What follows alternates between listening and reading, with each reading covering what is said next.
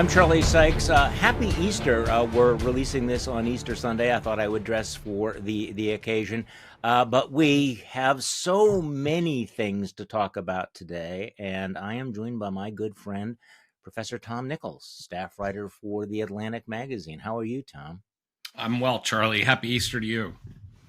Thank you. So, and by the way, I'm getting a very, very interesting reaction to my Friday newsletter where I asked the question, the headline is "Give Us Barabbas," and just reminding people of the choice that was made during that trial, the freeing of the guilty, the crucifixion of the innocents, the washing of the hands afterwards. And I do kind of because I'm a contrarian, kind of the edgy question: how many of the people who are wrapping themselves in Christian identity these days would have actually chosen Barabbas? You know what I'm saying there? It just would have For years, reveled in the cruelty. For years, every time I see the MAGA mob, I've heard "Give Us Barabbas" in the back of my mind. So I was happy to see that when you wrote it, because it gave voice to something that has always kind of been there. The other phrase that always comes to mind, especially when I see these MAGA Christian leaders, is "whited sepulchers." Oh my God! Okay, I don't want to get too deep into this, but I have been rereading some of the some of this literature, and what's interesting is that when Jesus comes into Jerusalem on Palm Sunday, about the first thing he does is he goes to the temple and he kicks out the money changers, basically the people who are trying to profit and grift off of faith. The very first thing that he does is to go after them, and then spends a good deal of time talking about the hypocrisy of the whited sepulchres of the Pharisees. So he comes in, the phonies, the hypocrites, the people who are grifting off of faith. And it's interesting how there are so many people that just sort of gloss over all of that. Like he wasn't saying something very specific about very specific people and very specific ideas. Yeah, I don't know any. It's like Trump with John Roberts. Well, you didn't mention my name. Okay, so it is Easter Sunday, but we have to dive into all the things that are going on, and it strikes me that the last week, or I don't know, the last 80 days has really been the sum of all fears. And I'm just thinking of the last couple of days. Donald Trump very openly weaponizing the IRS to go after Harvard, which dared to defy his attack on their independence, their academic freedom, talking about removing their tax exempt status. Boy, what a precedent that would be. The chairman of the FCC is going after Comcast, which owns NBC and MSNBC, for the way they've been reporting on the illegal rendition of Mr. Abrego Garcia, actually threatening government action to take away licenses because they don't use the words that the administration wants. The ongoing attack on the courts, the defiance of the Supreme Court, and I take a deep breath here. The suggestion that Donald Trump is attacking the independence of the Fed, suggesting the termination of Federal Reserve Chairman Powell. Meanwhile, the ongoing abandonment of Ukraine, and I'm just keep running through the list of things that are going on, which is why I described him as the sum of all fears. You and I think we warned again and again and again, but I was thinking about all the smart people that thought that we were being too hysterical, that we suffered from Trump derangement syndrome, and yet it was worse than we predicted. It is. It is, because it's all happening at once, and I think it's worse because the resistance has been so ineffectual so far. Although I am now getting increasingly, I won't say confident. Confident's not the word. Hopeful that the federal judiciary is starting to push back. They get it. That decision by Judge Wilkinson the other day from the Fourth Circuit it's a masterpiece. People ought to read it. It's eloquent. And it has a sense that the judges understand the constitutional significance and the historic significance of what is happening right now. A Reagan appointee. So the administration can't even throw up its hands and say, these are Obama judges, these are Biden judges, the worst judges ever. These are old school Republicans who've been around for 30, 40 years out there. Yeah. And, as you were saying, the sum of all fears, Charlie, all I could think of was, and it could still get worse. Yeah. That it's just there. Every time we think we've reached the bottom, there's a new bottom. Yeah. But I think what you're seeing now is everything that a lot of the Never Trumpers warned about that didn't happen, because in the first term, there were, and it's an overused phrase now, but there were adults in the room. There were guardrails. I always refer to it as putting, baby bumpers and pool noodles on all the sharp edges of government around Trump so that he just couldn't hurt things or hurt himself too badly. But a Don McGahn, even a Don McGahn or someone like John Kelly, they would have thrown themselves in the doorway rather than let some of this stuff happen. I mean, what aside from, they did at the time, right? And even some of the people that now have access. One of the things that you didn't mention, because the news cycle moves so fast, the new national security advisor, Laura Loomer. I wanted to get to that. I want to get to that because there's so much. I mean, we're only 2 weeks out from Signalgate. Laura Loomer, who is one of the craziest, nuttiest, bigoted figures on the crazy right, is doing that. By the way, you know what else I didn't mention? And it was going through my sum of all fears. The way that Donald Trump is fucking up the world economy with his on again, off again. I mean, all of these things, and you leave out stuff that actually may be the most consequential. I mean, we may look back on all of this, the beginning of a great recession or anything. So, the point you're making, though, is this is the key, is the difference between Trump 1.0 and Trump 2.0, which I'm sorry to say we did predict. However, and I don't know. I think it was David Frum who came up with the best analogy. He said, the difference between Trump 1.0 and Trump 2.0 is that the Velociraptors have now figured out how to open the doors, and they've figured out all of the buttons to push. And don't misunderstand me, but there's a certain impressiveness about it that they really do now know how to do things or how to test the limits, right? They figured that. And yet, to extend that analogy for people who've seen Jurassic Park, they're still kind of running around and falling over in the kitchen and sliding off the counters and crashing about. They figured out how to do certain things, right. But they can't help themselves. I mean, the problem is that everything the president is doing is just this kind of expression of unrestrained id. Yes. And right. In the end, if you want to be clever about it, then you need to have a better answer than screw you. I know it's gratifying to his base, but you can already see this business running. I mean, where's this business running out of steam? Where's Elon Musk? Where's Doge? What happened to all that stuff? And of course, the Wall Street Journal.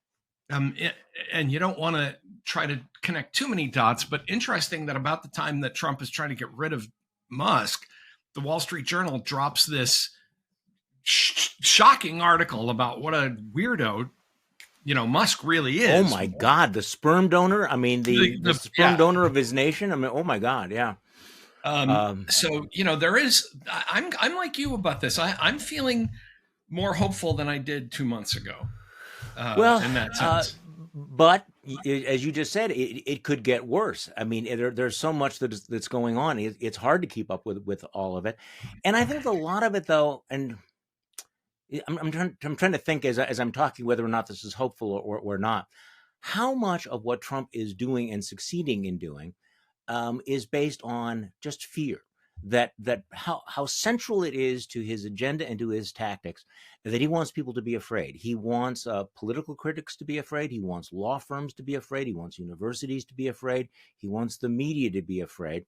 And you have Lisa Murkowski, senior senator from Alaska, admitting, that members of the U.S. Senate are actually afraid. They're afraid of speaking out against Trump. They're afraid politically. There may be fear of physical violence. But the question then becomes, what happens if people stop being afraid? What happens if somebody stands up and goes, "Okay, no, I'm not going on with this," because it is the schoolyard bully. Once as long as everybody gives their lunch money to the schoolyard bully, he's going to become more and more empowered, more and more aggressive. But when somebody punches him in the nose, and so I don't know. What does it mean that there are some big law firms that are pushing back? What does it mean that Harvard has decided to say "fuck you"? What does it mean if in fact Wall Street turns around and says we're just not buying what you're selling on tariffs? I just don't know the answer to that, but I do think that it is important to understand how much fear there is out there. And really what an ugly commentary that is, because I never actually imagined that I'd be in a moment where my fellow Americans would really be afraid about what they wrote and what they said and what they did, fearing that a government could come in and destroy them. And Donald Trump is signaling, I will destroy you through the FCC. I will destroy you through the IRS.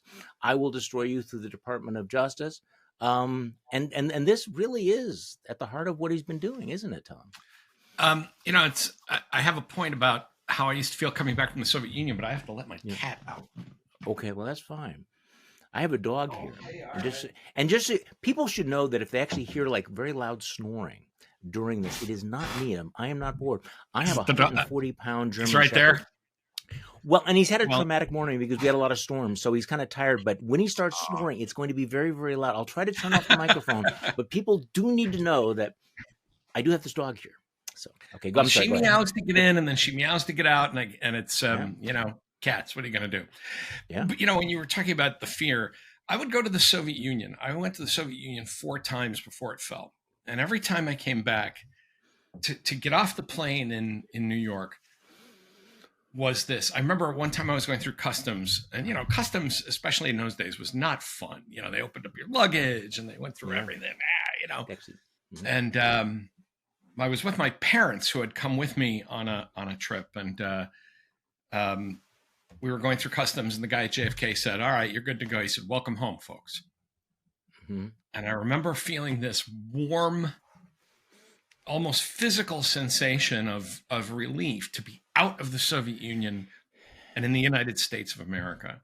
And the thing that Donald Trump is taking away from so many people is that feeling that when you return to your own country, even if you're a citizen or a permanent resident, that you don't know what awaits you. And I think it's intentional, of course, because Donald Trump is an insecure, cowardly man, like every schoolyard bully, who wants people to be afraid of him. I think it means a lot that Harvard, for example, stood up to him, and that they've now gotten expressions of support from Princeton and Stanford and a lot of places that I think are having the realization that we will still be here long after you're gone. Mm-hmm. And we're not going to bow to that. Harvard didn't make it through 360 years or whatever the hell it is from the 1600s by caving to failed casino bosses, and I think that's a really important thing.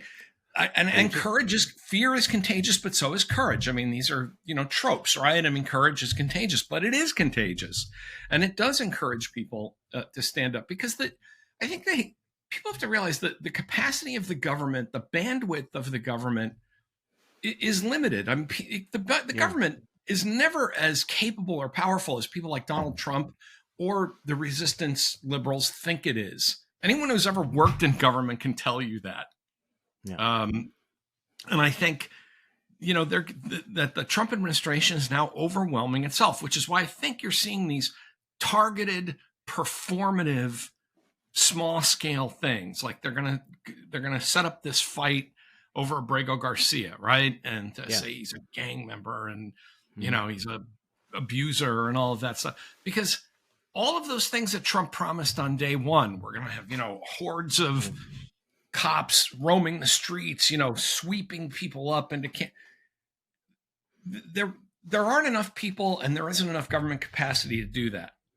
Well, that's why I do think it is. There's a little bit of the Wizard of Oz thing there.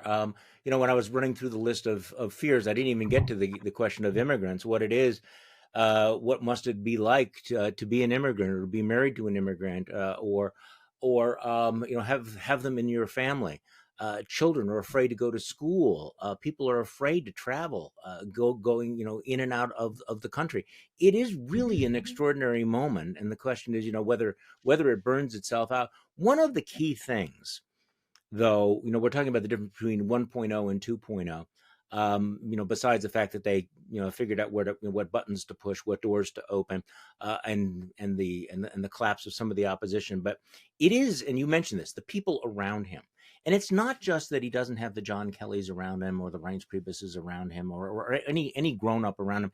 He's brought in some of the most deplorable folks, people who have no power base outside of their slavish loyalty to Donald Trump, which none of this is accidental. But we're not just talking about people who are politically loyal. We are talking about people who are on the far side of demented. And I was telling you right before we started doing this that, I was trying to plan future things I was going to write. And I was going to write a piece called Meet Ed Martin. But then you, as usual, beat me to the punch. You have a fantastic piece in The Atlantic. Ed Martin has completely disqualified himself. Now, I'm guessing that even our listeners are extraordinarily well-read and informed, right? But some of them might not be, really up to speed on how extraordinary this story is. Ed Martin is Trump's pick for U.S. attorney in the District of Columbia. And as you point out, he's a Russian state TV darling, but that's only part of the story. So tell me about Ed Martin and the test that it's going to pose for the United States Senate, because he needs to be confirmed by the Senate. And I'm not going to say he's the worst appointee, but it's pretty extraordinary, isn't it? Okay, so tell me a little bit about Ed Martin, the guy that Donald Trump has picked to be the U.S. attorney for the District of Columbia. So it's a crucial job, right? It's a very important job. Ed Martin. Ed Martin was the former chair of the Missouri Republican Party. Yeah. He is a failed candidate, I think, twice now for public office. And he is now the head of the Phyllis Schlafly Eagle Forum, which would take a lot of explaining in and of itself. But to say that this is, pretty far right wing, so far, especially when you watch his TV appearances, so far to the right that it starts to complete the horseshoe on the left, the really extreme right. And he is a darling of Russian media. He's been on Russian television and Sputnik 150 times. Now, what is that? How did that happen? Well, when you're angry. Now, he's a lawyer for some of the January 6th rioters, right? He's a January 6th truther. Yeah. He's a J6 truther. He is a conspiracy guy. If you listen to him, he goes on about, how the Ukraine war wasn't really going to happen. This was just big government and big tech and big media and people, Washington is driving these events. And it's just kind of incredible. Not just opposition to American aid. And, it's not a standard Republican, right, neo-Republican isolationism or Republican neo-isolationism. This is like Putin's right. He's just looking for peace. Lavrov is trying to talk to us, and Washington and dark forces. But, the judgment to be on Russian TV, I was invited many times over the course of my, back when I was in my professor life, they would contact me and they would say, we'd very much like you to be on RT and, or come to our show. But never went. Never went. There are only two outlets that I ever said no to after a certain point. After I did a few hits on Fox back 10, 12 years ago. And then I just said no more to that. And so Fox and RTV, or RT, you know better. Fox is a personal preference. RT, as an American, you should know better. You should know what Okay, you're going into. let me read you what you wrote here.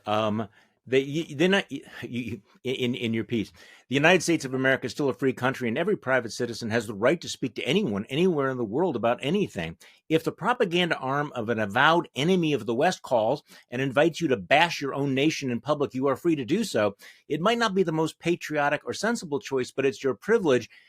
If you also would like to join the Department of Justice as a U.S. attorney, however, you should expect that appearing on the state television outlet of a neo-fascist dictatorship and engaging in conspiracy-laden anti-American rants might attract some attention, especially if it seems you're trying to hide those appearances from the U.S. Senate committee. But that's where we're at. This is, and Trump is not backing away from this guy. He must have known how bad this looked because he, forgot to disclose it as he is required to on the forms that he had to fill out for the Senate for his confirmation. And, it's, well, I've done this and I've headed the Eagle Forum and I've been a lawyer. And oh, by the way, I've been on Russian television 150 times. He's just sort of left that part out until it got, two or 3 days ago, he finally made good and said he's filled out all the paperwork. Well, and as you pointed out before, though, it's not just that he parrots Russian talking points about Syria and Russia. He goes on RT, and one of the reasons they loved him so much is that here's this American attorney who's also going to defame and bash America, which he depicts as a repressive nation in the grip of dark forces.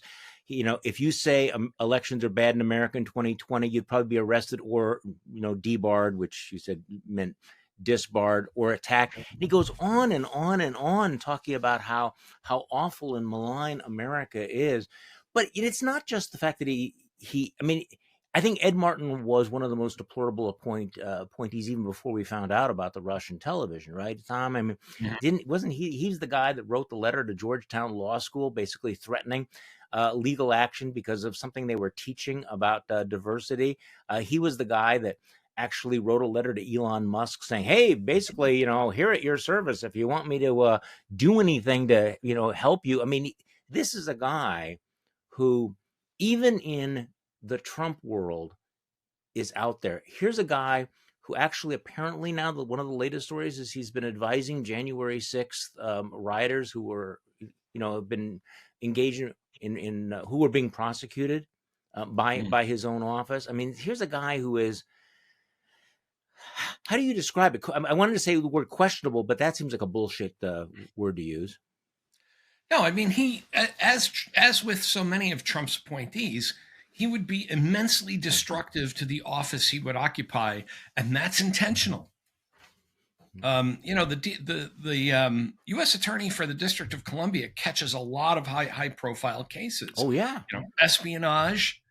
One of the reasons that I really focused in on the Russian television appearances is that, Trump's circle is full of people with a lot of crackpot views and far right, super extremist right-wing views. You can say, okay, these are people who have different views about how things should be done in America. I disagree with them. I think they're dangerous. I think they're fascists. Some of them, I think, that they are a threat to the rule of law. To me, maybe because, Charlie, we're men of a certain age and grew up during the Cold War.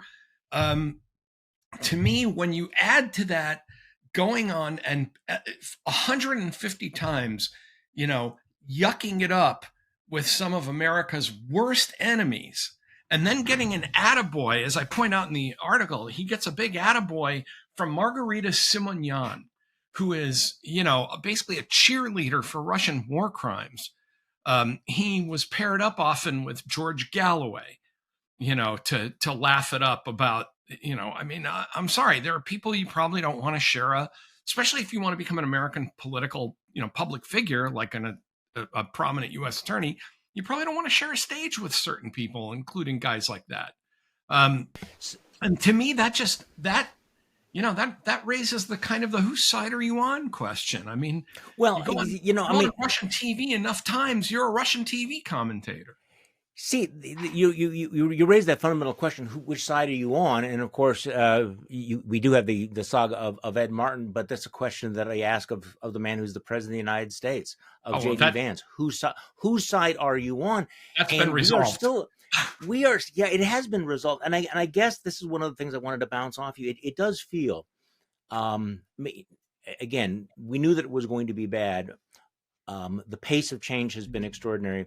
It does feel as if in the last 80 days, the tectonic plates of the world order have shifted, both in terms of geopolitics and in terms of economics. I'm reading and listening to some of the comments of European leaders about the economy and their relationship to the United States.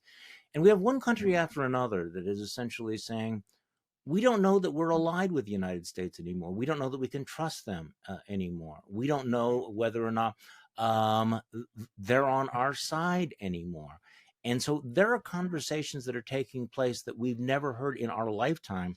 And I'll be honest with you that even I, and it had a pretty dark view, never thought that we would be in this particular moment where our closest allies are basically saying, look, you've insulted us, you've threatened us, you've betrayed us. So give me your sense, though, of America's place in the world right now, because we have had a president who has made it clear that he's not on the same side that we thought the president of the United States would always be on. Yeah, my big worry is not that we're siding with the bad guys, because we are. There's no doubt that's already done. It's that we're becoming the bad guys. Yeah. Oh shit. Yeah. What do you mean? You quoted David Frum the other day, and he hauled off a great one the other day on TV. He said, with the first Trump administration, we could turn to our friends and allies and say, look, this will we promise, we swear to you that we will never mix tequila and Quaaludes again. Yes, I heard him say that. And now I just think tequila and Quaaludes be such a great name for a band. But that we promise we'll never mix tequila and Quaaludes. Never happen again. We'll never do this again. It's a freak occurrence. I totally approached it that way. Hillary Clinton was a once in a century bad candidate. Trump was a once in a century bad candidate. The country was in a weird place. 2016, you could just say, it's a perfect storm. He was not elected by a majority of the voters.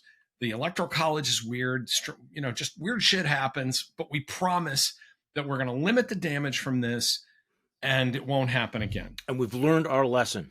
And we've learned like Susan Collins, we've learned our lesson.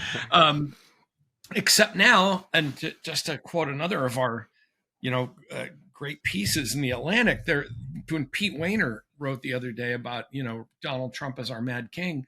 Problem is now he has, there are 77 million, co-conspirators or participants in this that, put him back there. And you can't just say, well, it's just Donald Trump.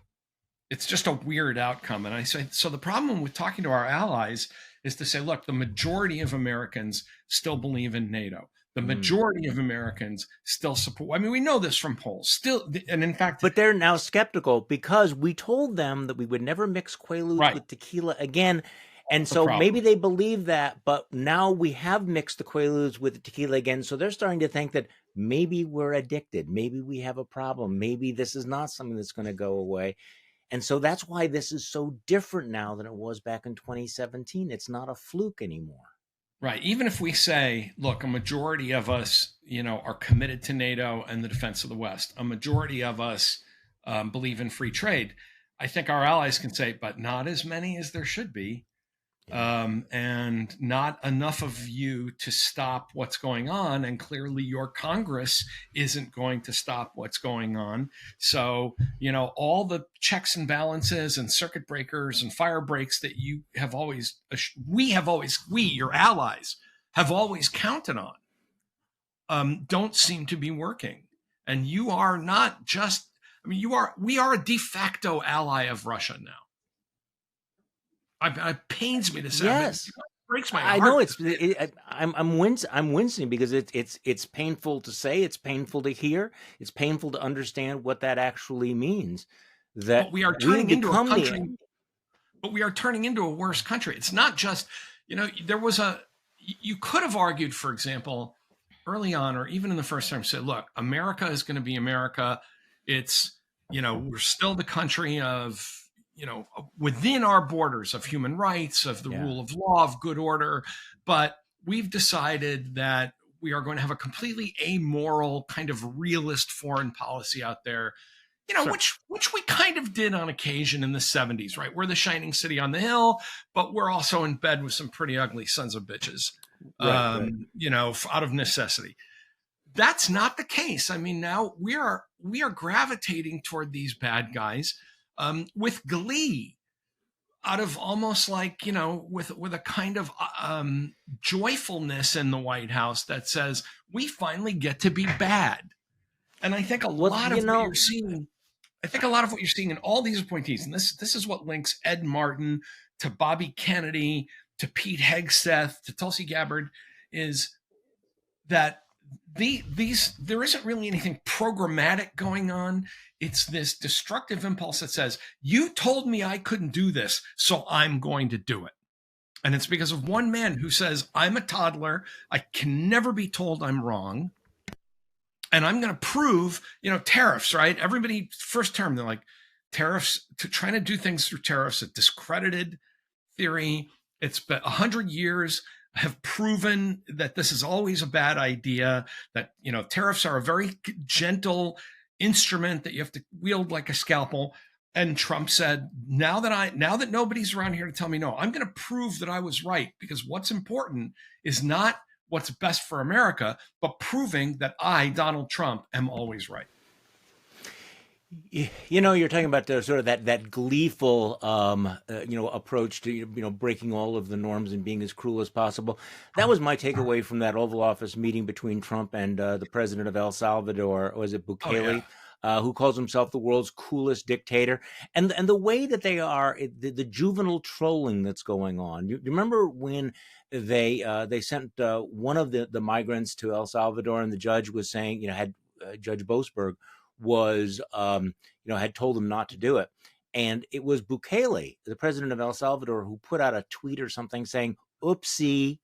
I mean, what a juvenile piece of shit, But it was, you could see Donald Trump reveling in being part of this club, the part of the club that might have included, Duterte from the Philippines, Orban from Hungary, Putin from Russia. And so, my really subversive contrarian take on that was, we know that at one time the axis of evil was what? Russia, China, Iran, North Korea. Now we seem to be edging into an axis of evil where it's Russia, El Salvador, Hungary, and the United States. And it's kind of an axis of shitheadedness. I mean, it's just, but there's just this kind of shitty, low behavior that, as you say, that's juvenile. And it's, this is one of those rare moments where you kind of miss the Cold War, which imposed order and seriousness on everyone's thinking, because things had consequences, especially if you were a smaller country. And, does Bukele think that Donald Trump's going to rule the United States forever? Well, that's an interesting question. Because people are doing things that seem to imply that there will be no karma, that shit won't come back around. Yeah. Right. Yeah. That nothing's ever going to change. That you can put and even back home. I mean, I think, one of the wise things that Trump's advisors in 1.0 did was warn him about the realities of politics, that, if you lose the House, bad things can happen, that, we aren't actually a dictatorship. And speaking of the bad guys, by the way, did you ever think you'd see yourself in a position? I mean, I think China is, an immensely dangerous country. Yeah. And, no friend of the United States. And yet here we are saying, well, President Xi seems to be acting like an adult, reaching out to the Europeans. And I mean, it's, we're sitting here saying we're getting outplayed in our own backyard, among our own allies by, excuse me, China. But that's because he doesn't get. This is all a narcissistic revenge fantasy for him. None of this really has anything to do with national policy. And the reason you know this is because his advisors, every Sunday when they go out there, can't explain what national policy is. The tariffs are temporary. No, they're not. Oh, they might be. We don't know. Well, I mean, and how dangerous this is. I mean, playing a game of chicken is a stupid thing when it's 17-year-old guys with Pabst Blue Ribbon beer and souped up cars. It's much more dangerous when you're dealing with nuclear powers, and the Chinese are giving no indication whatsoever that they are backing off on all of this, and so Trump keeps escalating, and they keep escalating. And I guess what it comes down to is who's more vulnerable, who has a higher tolerance for pain. And my guess is that it might be President Xi, but we're going to see where that goes.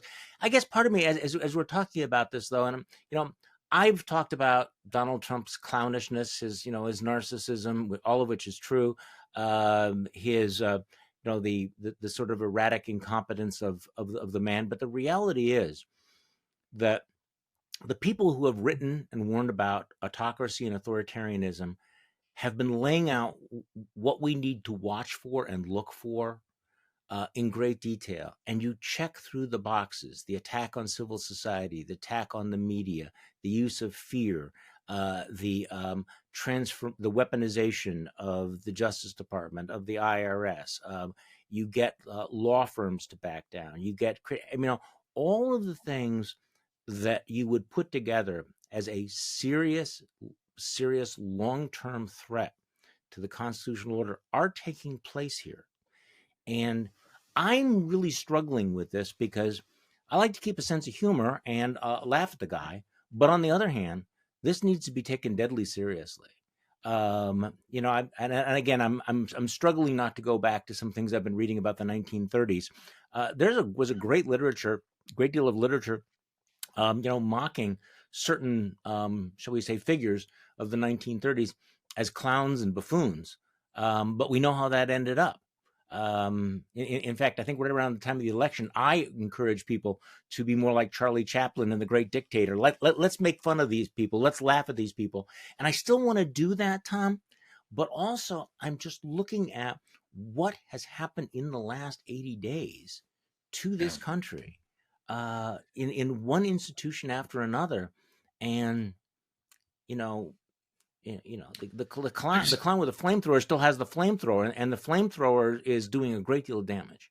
Yeah, there's there's two issues here. One, your point about mockery. I mean, it was years ago that I actually wrote a piece called "Fight Like Adults" because I was really tired of people talking about. I remember this. The Orange Menace and Cheeto Jesus and Drumpf and Trumpolini, and I'm like, that's all very funny, but you have to remember. And in fact, at the time, I said you have to remember there are people like Kash Patel in the background who are no longer in the background. I said these people are deadly serious.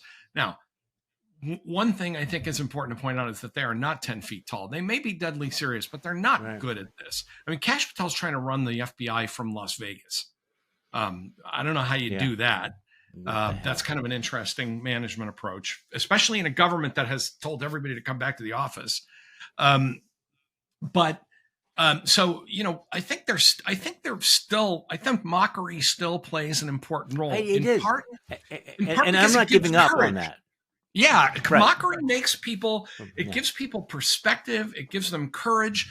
And it also, I think, especially with a very emotional, weird bunch of people like the people around Trump, I think it baits them into making mistakes. It baits them into doubling down and doing dumb stuff.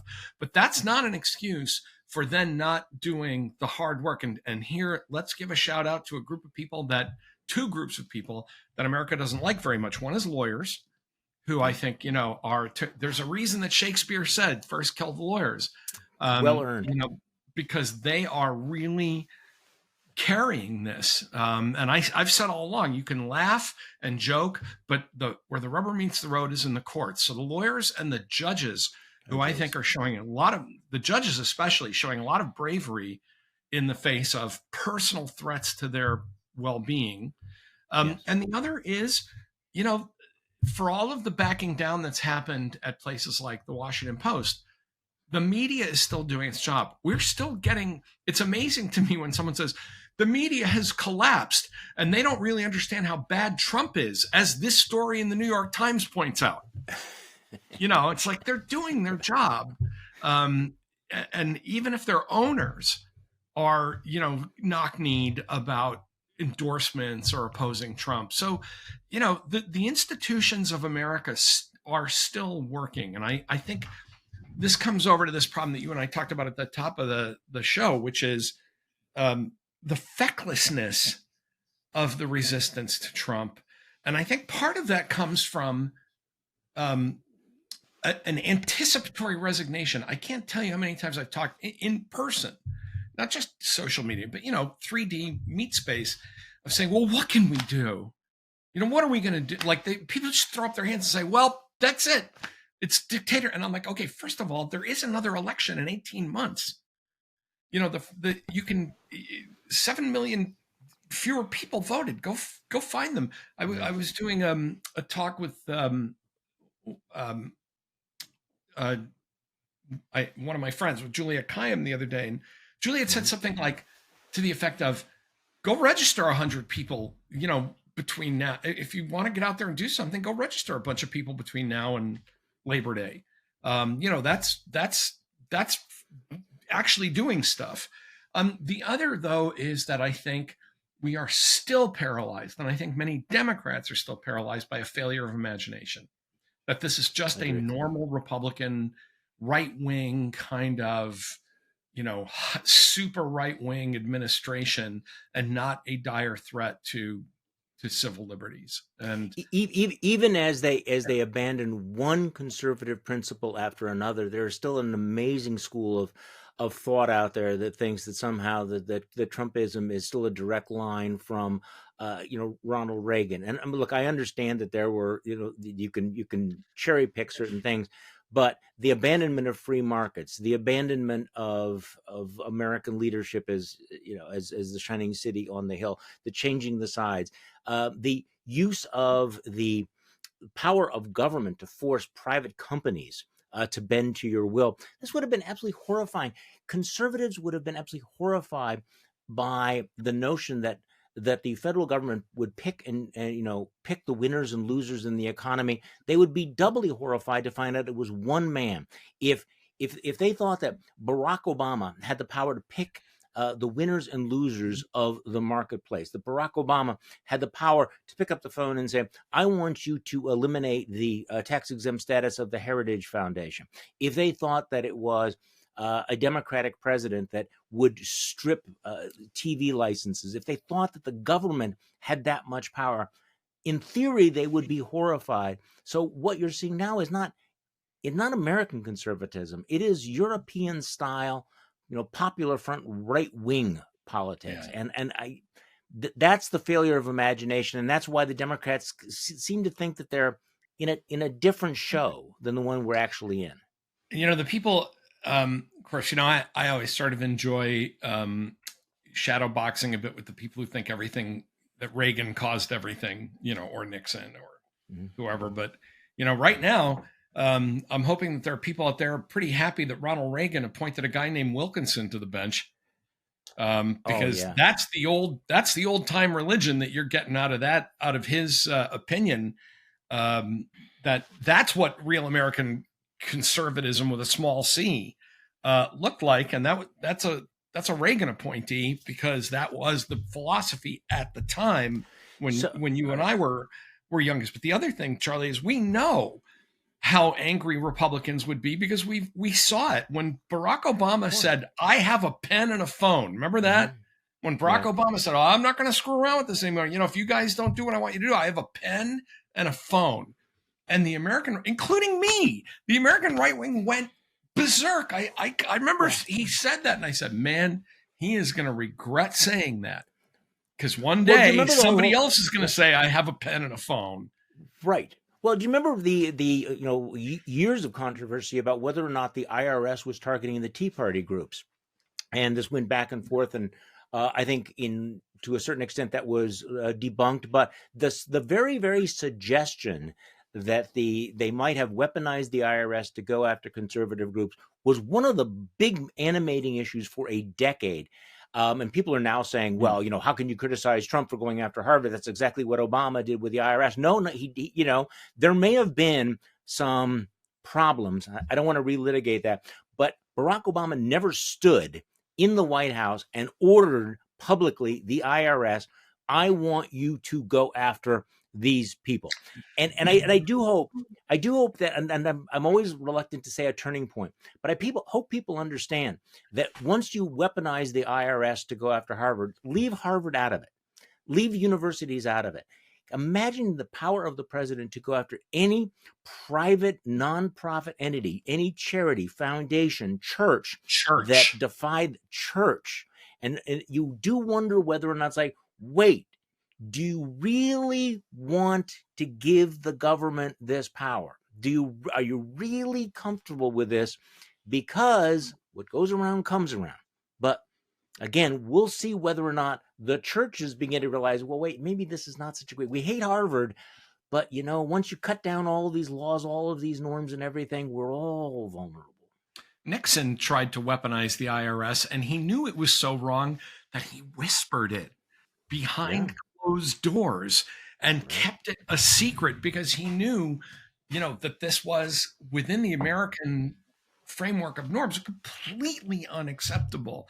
And I remember, that whole business about the IRS, I thought, and I still think that were some lower level IRS officials who were basically being vindictive. I think there was something going on there. Yeah. And it shows you that we were a different country that recently, that we would all have been appalled by that. Even people on the left and center would say the IRS can't be involved in these kinds of things. Trump now has made an international policy. And again, it's because people don't think there's going to be a tomorrow. I'm sorry, if you want to take away Harvard's nonprofit status, then I'm sure with good reason and on the same rationale, there are some evangelical mega churches that are basically political organizations that could fall under the same hammer. I don't want to see that happen. I think of myself as still a conservative. I want as few organizations taxed as is necessary. And, the less government intrusion into private American life, the better. But my God, there is no sense that, as you say, that this boomerang can come around because it's almost like it's tequila and quaaludes. Everybody's having a great time. They're living in the moment, and they're not thinking about the country. They're not thinking about precedent. And there's one other thing I wanted to bring up, Charlie, about the people around Trump. The reason that once upon a time, the Republicans that you and I knew, back in the day would have opposed this is because they were people of substance who had lives and careers that were not wholly dependent on what goes on in Washington. One of my favorite George Shultz stories is that when he was negotiating with the Soviets, he would say, look, this is the deal I can give you representing, President Reagan. He says, it's not going to hurt me one way or another, whatever. He says, I have tenure at the University of Chicago. I have a job. I can go back and I can leave, now you have people who never would have been in Washington under any normal circumstances, who have no background in what they're doing, who are there for the limos. And it's really, it's projection, right? They always say the elites, they want to be there for the parties and the limos and the staffing. That's why they're there. I mean, Pete Hegseth has no business being Secretary of Defense. He probably knows that. He's already had 3 guys, frog marched out of the building, escorted from the Pentagon. He's not going to step down. He's living his best life right now. And that is true of all of them. I always think of who was Trump's, she turned on him later, Stephanie, the Grisham? Grisham, yes, she said, "Of course I took the job. How else was somebody living in the middle of Kansas like me going to end up at the White House?" And now you have an entire White House of people like that who don't have 4 stars on their shoulders, This is so don't important. have Crucial never point. served in major positions in industry or Who can't walk diplomacy or away anywhere and else. go back to something good, because this is everything. I mean, there are people who would not only not have the limousines and the power and everything, but wouldn't be allowed in even polite society. I mean, what would Stephen Miller be doing if he was not at the right hand of the throne? He'd So be yes, writing angry so letters to his local newspaper. yeah, or That's about angry comments to YouTube videos. Well, exactly. I think that is the key. These people are all absolutely dependent on him. But I guess, where do we go? And let me ask you this question, because I get asked this question a lot, and I think about it a lot, which is, how do you focus? On decide, like, I'm going to focus on this threat in a week in which, as I said before we started this conversation, it's the sum of all fears. It's like, where do you start? The IRS. Do you look at the FCC? Do you look at the tariffs? Do you look at the attack on the Fed? Do you look at what's happening to immigrants? Do you look at the defiance of the Supreme Court? The problem is the zone has been effectively flooded. And so how do those of us who want to stay sane and in opposition, or let me put it the other way, stay in opposition while still remaining sane, how do we do that? Do you have a formula? Because I'm not sure that I do. That's a good question. And part of what I've been doing is making sure, I mean, like you, I have to spend my days watching the news and writing and, going from issue to issue. But my advice to anyone watching or listening to us, disconnect every now and then and just go outside. I recently had to go give a talk in Los Angeles. And I said to my wife, for a day or two, I'm not going to watch the news. We're going to rent a convertible. I've still got sunburn. We're going to rent a convertible, and we're just going to, tootle around, Southern California in between what I've got to do, because we really need a day or two where I'm not. I mean, I programmed the Sirius radio in my rental to all classic rock and no news channels. And, that's really, I think that everybody should do that. I always tell people, look, I'm paid to write about this stuff, and I probably don't watch as much TV news as you do. So unplug from it, because everybody's doom scrolling at this point. Now, when you replug in, I think it's important not to chase every shiny lure that the administration throws out there. Right. That's why they're doing it. They're trying to exhaust, it's the Bannon theory of flooding the zone with shit and exhausting everyone who, like, well, I've got to think, what am I going to do about the IRS? And what am I going to do about Ukraine? And what am I going to do about the judges? And what am I going to do about everybody? First of all, the average person can't do very much about that. What you can do is contact your elected representatives. And I know this just sounds so old fashioned and grumpy grandpa, but you can vote. There are elections, off-year elections, special elections, the midterms coming up.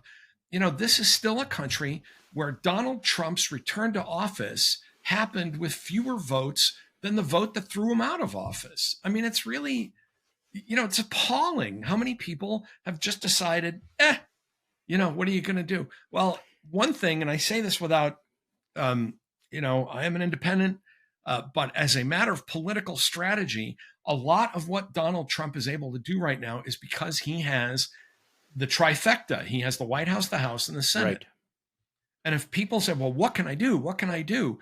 If you can break that stranglehold and recapture the House in 26, you've gone a long way toward containing this disaster. But it drives me nuts. And I'm stealing this from a friend. He said, resistance liberals will do everything they can to stop the rise of authoritarianism except show up to vote. And that's really got to be the next, and I'm going to just be mean spirited here and say, and that's not looking good in a Democratic Party where David Hogg is promising to primary out other Democrats right now. The Democrats really have David to Hogg decide turned how out to be serious exactly they who you are. thought. Yeah, I I'm don't want sorry to throw that grenade at you right at the end of all this, Charlie. No, don't get me going. Okay, so I agree with absolutely everything you say. The way I cope with it is the way you do, but also I go for long walks with my dogs, hang out with my dogs. I really enjoy my birds that are around my bird feeder. And I will binge on things that distract me as much as possible. Are you watching anything that's all interesting to you at all? I just finished The Pit, by the way. We are living in the golden age of television. I just finished are. Paradise, which I highly recommend to people. Was Have quite watched good. that yet? I am making my way by the same producer as This Is Us, which is one of the great shows of all time. If people have not gone back and watched that, okay, go ahead. You watched Paradise? I am halfway through the last season of Bosch, which I will miss greatly when it's over. I every now and then I like something a little lighter. My wife and I are big fans of Will Trent, which we watch every week. And then when we really want to just tune out completely, we are huge fans of, wait for it, The Floor. Rob Lowe's game show. It's hypnotic. It's hypnotically good fun among a bunch of people who are very nice to each other while they're competing with each other. So I go from, Harry Bosch beating the shit out of bad guys in alleys in Los Angeles to Rob Lowe yelling, activate the randomizer. So there's a lot of good TV, and you don't, I've been telling people even before Trump, you don't need to have an instant opinion about everything. But everything, no, that's crucial. Okay, and before we leave the TV thing, make sure you watch The Residence. It is absolutely addictively fun. I watched it. Okay, did you? It was hilarious. But I'm gonna be bitchy about The Residence in only one way, Charlie. It went on a little too long with too many red herrings, and by the end of it, I was like, just tell me who did it. But it was a joy to watch because if you're a fan of sharp dialogue and funny zingers, it really it was sort of like The West Wing meets Clue. Yeah, no, I really did enjoy it. Okay, I would recommend the Pit very, very strongly. I'm actually my wife was out of town, and I spent the time going back and forth between watching a couple of episodes of The Pit. I can't take more than one or two at a time. It's exhausting. And then watching an Italian series called The Law According to Lydia Poet, which is absolutely excellent. Watch it in the original Italian. Read the subtitles. It is beautifully shot, absolutely brilliant. And I'm just now beginning, and I know that I'm way behind the curve here for a lot of you folks, beginning White Lotus. But we are in a golden age of television, and I have to say that one of the problems is you get spoiled when you watch a really, really good show, and that once you've watched something really outstanding, and then you do that double, step down, and you go, man, The writing just sucks. Oh, what is that about? It's like eating in a gourmet restaurant every day. And then you're like, what is this swill? I have one more addition that, because, people who are so concerned, when my wife was feeling down during the election, she would start watching The West Wing. And I think The West Wing is okay, but I think too many people have gotten an image of politics from The West Wing that isn't real. The show you should binge at this point to recover your sense of humor and your sense of perspective is Veep. Veep. I love that. Yeah, because we're living through it. I mean, we are living in a conservative Republican version of Veep right now, and I think what's the British version? What was the British version of that? In the Thick of Thing or something? It was. There's the same producer who did Veep did this British series, which I strongly recommend. Was it Yes Minister? Was it? No. It was after that. It was in the thick of it. I think there's a movie and then there's a series. People will correct me on all of this, but the writing is absolutely brilliant. And the funny thing is, you'll be watching it and you'll be going, "Wow, this has a feel of Veep." That's how I actually realized. Oh, it's the same people. The same people are responsible for it. That same sensibility. That's how I feel when I'm watching the news, and they say, "Boy, this really has the feel of Veep." That's how you keep your sanity. Did you keep your sense of humor? The president yesterday saying, a lot of people are coming from the Congo. I don't know what that is. I mean, that's practically a Veep scene. The Congo. I don't know what the Congo is, but a lot of people are coming here from that. I mean, it's just if you don't laugh and recover your sense of humor, and you need Julia Louis-Dreyfus dropping some F-bombs now and then just to get you back on your feet. And I think that's just don't watch it when the kids are around. That's perfect Easter advice, I think. And let's just leave it at that. Tom, thanks so much for joining me. I appreciate it very, very much. Thanks, Charlie. Happy Easter to you. And thank you all for joining me on this Easter Sunday for this episode of To the Contrary. We do this every week because, you know what I'm going to say, right? More important than ever, to remind ourselves that we are not crazy.